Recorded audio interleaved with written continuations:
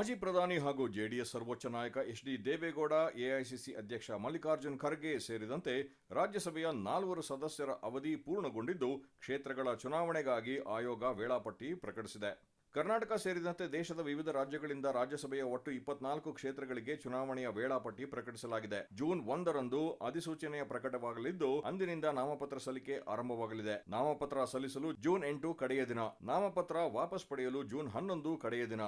June 18ರಂದು ಬೆಳಗ್ಗೆ 9ರಿಂದ ಸಂಜೆ 5 ಗಂಟೆಯವರೆಗೆ ಮತದಾನ ನಡೆಯಲಿದೆ. ಮತಗಳ ಎಣಿಕೆ 5 ಗಂಟೆಯಿಂದ ಆರಂಭವಾಗಲಿದ್ದು, ಅಂದೇ ಫಲಿತಾಂಶ ಪ್ರಕಟಗೊಳ್ಳಲಿದೆ. ಜೆಡಿಎಸ್ ವರಿಷ್ಠ ಎಚ್.ಡಿ. ದೇವೇಗೌಡ, ಎಐಸಿಸಿ ಅಧ್ಯಕ್ಷ ಮಲ್ಲಿಕಾರ್ಜುನ್ ಖರ್ಗೆ, ಬೆಳಗಾವಿ ಬಿಜೆಪಿ ಮುಖಂಡ ಈರಣ್ಣ ಕಡಾಡಿ, ದಕ್ಷಿಣ ಕನ್ನಡ ಬಿಜೆಪಿ ಮುಖಂಡ ಕೆ. ನಾರಾಯಣ ಅವರ ಸದಸ್ಯತ್ವ ಅವಧಿ ಮುಕ್ತಾಯವಾಗಲಿದೆ. ಇವರೊಂದಿಗೆ ಆಂಧ್ರಪ್ರದೇಶ, ಗುಜರಾತ್ನಲ್ಲಿ ತಲಾ 4 ಸದಸ್ಯರನ್ನು, ಮಧ್ಯಪ್ರದೇಶ ಹಾಗೂ ರಾಜಸ್ಥಾನದಲ್ಲಿ ತಲಾ 3 ಸ್ಥಾನಗಳಿಗೆ ಚುನಾವಣೆ ನಡೆಯಲಿದೆ. ಜಾರ್ಖಂಡ್ನಲ್ಲಿ 2 ರಾಜ್ಯಸಭಾ ಸ್ಥಾನಗಳಿಗೆ ಮತದಾನ ನಡೆಯಲಿದ್ದು, ಮಣಿಪುರ, ಮೇಘಾಲಯ, ಅರುಣಾಚಲ ಪ್ರದೇಶ ಮತ್ತು ಮಿಜೋರಾಂ ರಾಜ್ಯಗಳಲ್ಲಿ ತಲಾ 1 ಸದಸ್ಯರನ್ನು ಆಯ್ಕೆ ಮಾಡಲಾಗುತ್ತದೆ. ಒಟ್ಟು 24 ಸ್ಥಾನಗಳಿಗೆ ಚುನಾವಣೆ ನಡೆಯಲಿದೆ. ರಾಜ್ಯ ವಿಧಾನಸಭೆಯಲ್ಲಿ ಹೊಂದಿರುವ ಶಾಸಕರ ಸಂಖ್ಯಾಬಲದ ಆಧಾರದಲ್ಲಿ ಕಾಂಗ್ರೆಸ್ ಪಕ್ಷಕ್ಕೆ ಈ ಬಾರಿ 3 ಸ್ಥಾನಗಳು ಲಭಿಸಲಿವೆ. ಬಿಜೆಪಿಗೆ 1 ಸ್ಥಾನ ಸಿಗಲಿದ್ದು, ಜೆಡಿಎಸ್ಗೆ ಯಾವುದೇ ಸ್ಥಾನ ಸಿಗುವುದಿಲ್ಲ. ಒಟ್ಟು ಶಾಸಕರ ಲೆಕ್ಕಾಚಾರದಲ್ಲಿ ಒಬ್ಬ ಸದಸ್ಯರ ಆಯ್ಕೆಗೆ ಕನಿಷ್ಠ 45 ಶಾಸಕರ ಮತಗಳು ಅಗತ್ಯ. ಕಾಂಗ್ರೆಸ್ನಲ್ಲಿ 3 ಸ್ಥಾನಗಳಿಗೆ ಭಾರೀ ಪೈಪೋಟಿ ಉಂಟಾಗಿದೆ. ಎಐಸಿಸಿ ಅಧ್ಯಕ್ಷ ಮಲ್ಲಿಕಾರ್ಜುನ್ ಖರ್ಗೆ ಮತ್ತೊಂದು ಅವಧಿಗೆ ಆಯ್ಕೆಯಾಗುವ ಸಾಧ್ಯತೆ ಇದ್ದು,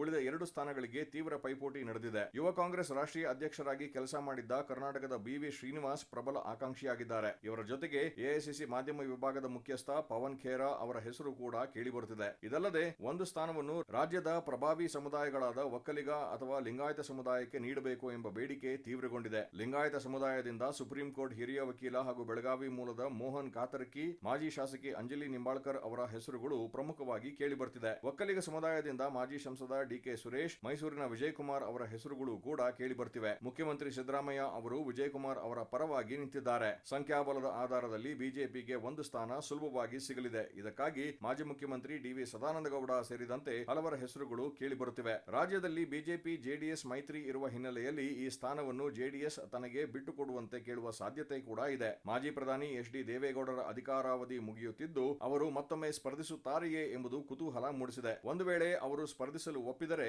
ಮೈತ್ರಿಕೂಟದ ಮೊದಲ ಆದ್ಯತೆಯ ಸೀಟು ಅವರಿಗೆ ಸಿಗುವುದು ಖಚಿತ. ಇಲ್ಲದಿದ್ದರೆ ಜೆಡಿಎಸ್ನಿಂದ ಬೇರೆ ಹೆಸರನ್ನು ಮುಂಚೂಣಿಗೆ ತರಲು ದೆಹಲಿ ಮಟ್ಟದಲ್ಲಿ ಮಾತುಕತೆ ಸಾಗಿದೆ.